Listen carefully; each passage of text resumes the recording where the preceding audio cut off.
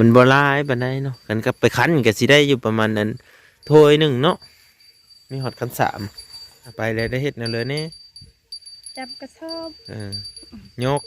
แมนทั้งยกทั้งหย่อเบิ่งหน้าตาเพิ่นก็มองค้ำเด้อนะพ่อแม่พี่น้องเอ้ย FC สิไม่ได้ซื้อกระแป้งถ่ายบ่ว่านี่ ยำลมแล้วเนาะ ยามลมเลย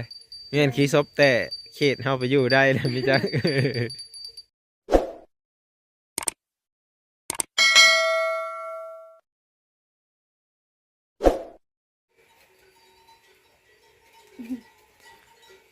โอ้น้องลิกินส้มพ่อแม่พี่น้อง FC ทุกคนทุกท่านกินส้มยำแหลง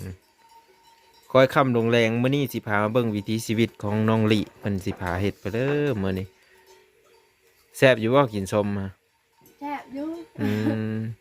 สวัสดีครับสบายดีพ่อแม่พี่น้องเด้อมื้อนี้สิพามาเบิ่งวิถีชีวิตน้องลิพ่อแม่พี่น้องไปสบายดี FC ก่อนน้องลิ สบายดี มื้อนี้สิพาไปเซอร์ก็มื้อนี้ วันนี้สิพาไปเก็บผักเสียน พาเข้าสวนเก็บผักเสี้ยนไว้พี่น้องเพิ่นนึ่งข้าวอยู่เด่นนี่ฮะนึ่งข้าวแล้วก็กินส้มงับไปนำไว้พี่น้อง อ้ายน้ำลายแตะเพิ่นเนาะเป็น FC ก็เยอะนำได้ไม่จักนี่หั่นน้องลิซุ้มไผ่เฮาแล้วก็เพิ่นสิลงไปเก็บผักเสี้ยนไว้พี่น้องไปติดตามเมืองนำกันบัดนี้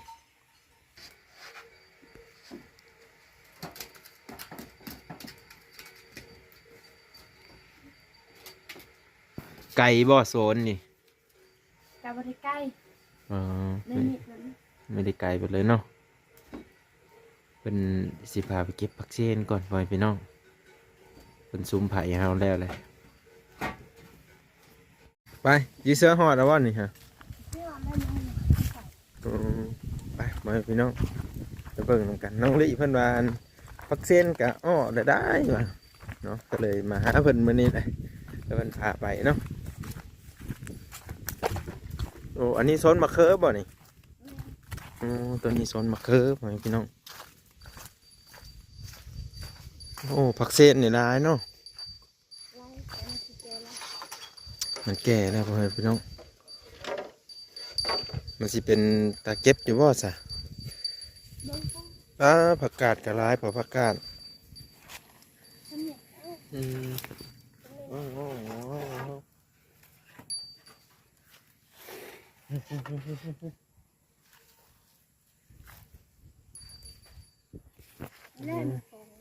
อืมแบบนี้ดิอะไรเอาลุ่มๆให้อืมสิเอาแต่บ่ดอกมันก็มืด อืม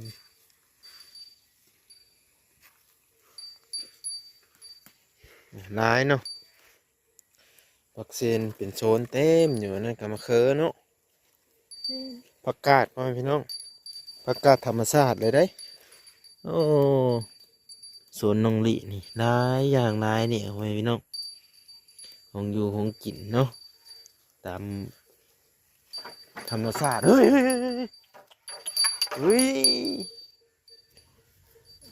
เดี๋ยวเฮามาโลดเนาะ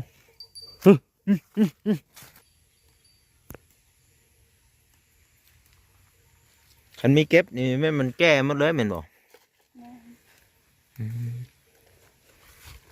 เก็บข้าวเดียวนึงนะนี่แต่ว่ามันออกมีลายไปเลยเนาะผักกาดเย็บผักกาดเย็บผักกาดบ่ได้เห็นผักกาดจัง ผักกาดมุนไหวหมดอันนี้คือดอกผักเส้นไปพี่น้อง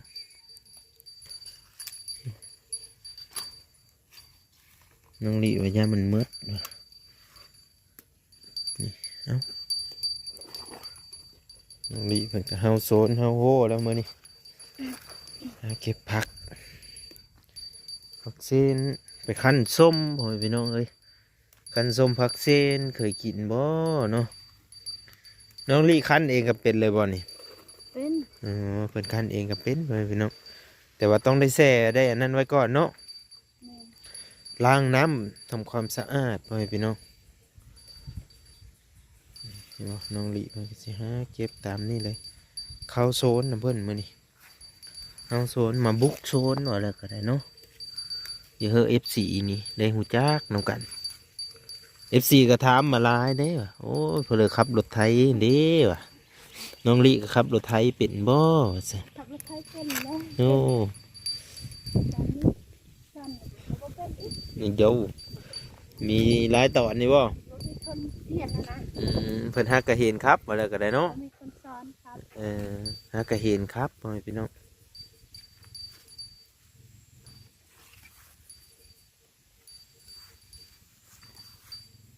นี่โอ้ยอดเยอะอยู่เนาะนี่เด็ดตลอดนี่แห้งอ้อตลอดแมันบ่ เลย โอ้ผักเสียนพ่อแม่พี่น้องอยู่ประเทศไทยก็มีอยู่บ่พ่อแม่พี่น้องผักเสียนนี่เนาะสมผักเสียนนี่นะ FC มักกินอยู่บ่คอมเมนต์มาได้เด้อเนาะเป็นอะไรมักกินรสชาติมันเป็นจังไดแน่เนาะส้มๆเนาะน้องลี่เนี่ยมักกินอยู่บ่ จะมาดู ผักเสียนนี่ได้กัดมาเผ็ดนำเนาะกัดมักเผ็ดแล้วก็คุยผักเสียนว่าซั่น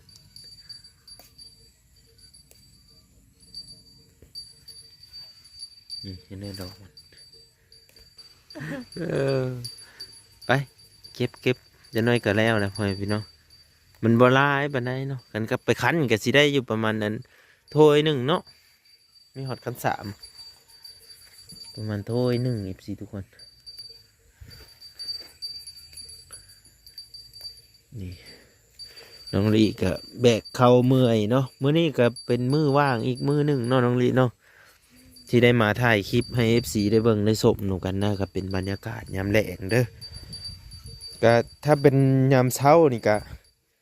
มื้ออื่นนี่ก็สิบ่ได้ว่างนี่เนาะสิได้ออกไปปั่นข้าวอีกพ่อแม่พี่น้องเนาะเพอได้เป็นกรรมกรแล้วก็ต้องไปเด้พ่อแม่พี่น้องเฮ็ดให้สุดคุดให้ถึงเนาะถ้าเบิ่งบัดท้ายไปแล้วตัวนั้นเนาะว่าสิได้สำใดมันออกบ่หลายพ่อแม่พี่น้องผักเสียนนี่ มันเป็นอย่างมันก็เป็นอย่างนี้ ฝนบ่ตกใส่เนาะกำหังบ่ได้ฮดมันนี่อันนี้คือปลูกธรรมชาติเลยนะนี่มื้อเช้านี้น้องลี่ขึ้นเอาบ่มาอันนี้มาบวก ที่รักกันเลย โอ้เพิ่นเก็บอายุลุ่มมือไปเนาะท่านี้ก็มีที่หมดแดงเนาะหมดแดงหมดส้ม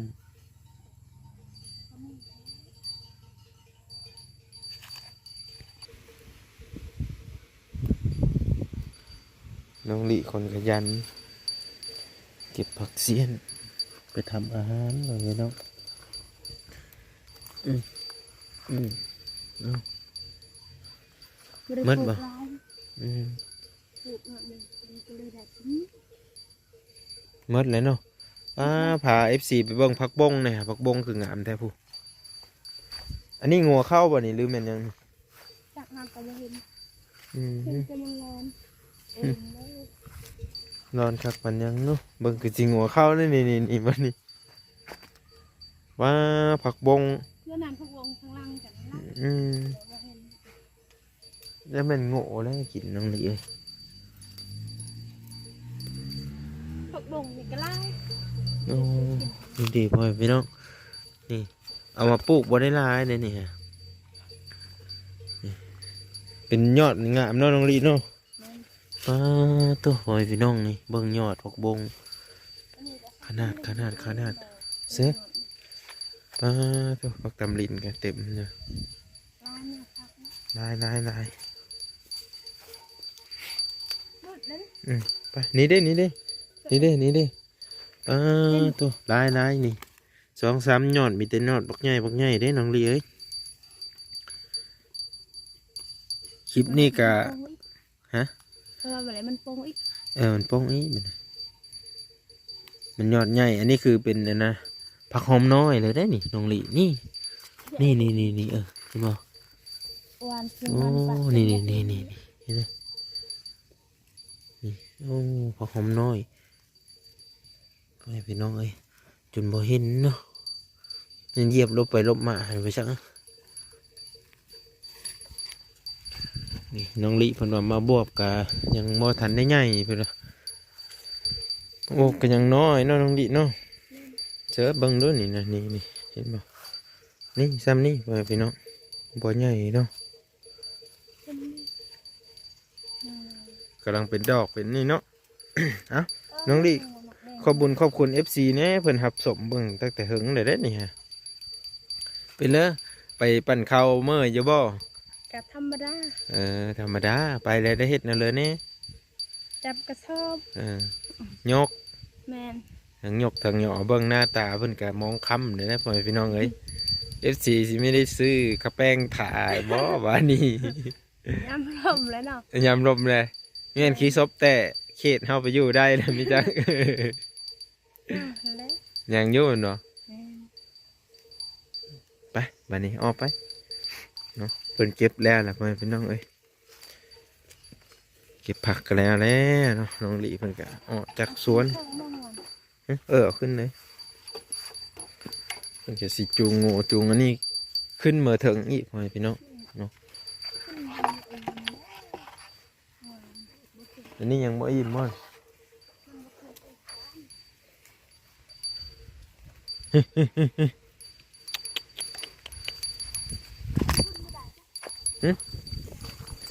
บ่มีแต่บ่อนเดียวเอ้าประมาณซ้ำนี้เด้อพ่อแม่พี่น้อง FC ที่รับชมและติดตามเบิ่งน้องลิเนาะก็ขอบคุณ FC ทุกคนทุกท่านที่รับชมและติดตามให้กำลังใจด้วยกันเบิ่งโฆษณาเนาะคลิปหน้าพอกันเมื่อคลิปนี้ขอกล่าวคำว่าสวัสดีครับสบายดี